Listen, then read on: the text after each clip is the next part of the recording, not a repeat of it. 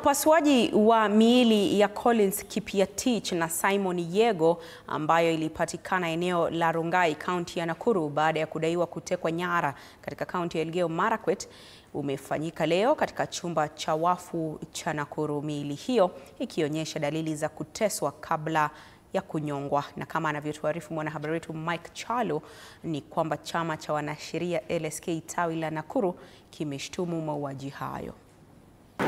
Kwa muda wa masaa matatu, mwanapatholojia wa serikali Titus Gurungu alifanya upasuaji wa miili ya Collins Kipiatich na Simon Yego katika makafani ya Nakuru, ambapo miili hiyo ililetwa na polisi baada ya kupatikana ikiwa imetupwa eneo la Rongai.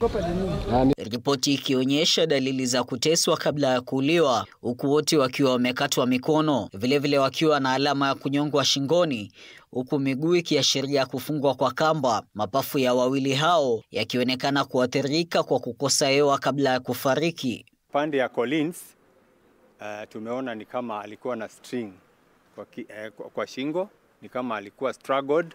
Simon alikufa kwa kupigwa kifua, akafunjwa makoti na pia akawa suffocated. Kwa mujibu wa familia, Collins Kipiatich mwenye umri wa miaka 22 alikamatwa na maafisa wa polisi akipokea matibabu katika kituo cha afya cha Tot. Akafikishwa katika kituo cha polisi cha Tot kabla ya kutoweka. Alikuwa amelazwa siku moja Tot Hospital, na kesho yake ndio alienda akachukuliwa na askari akaletwa Tot Police Station.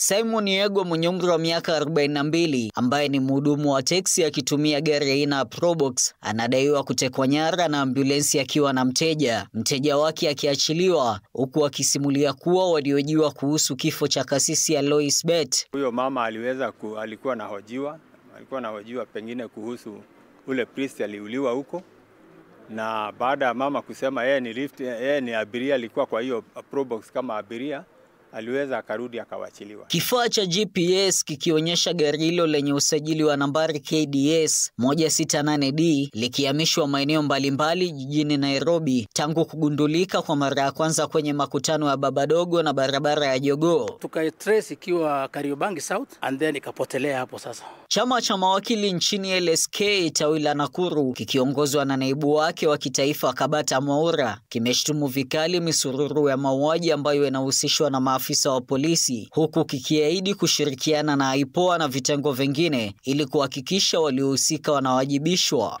It is a sad state of affairs that people are losing lives, people's rights are being violated under the hand and the watch of the very people who have been mandated by law to protect life. Mike Chalo, TV47.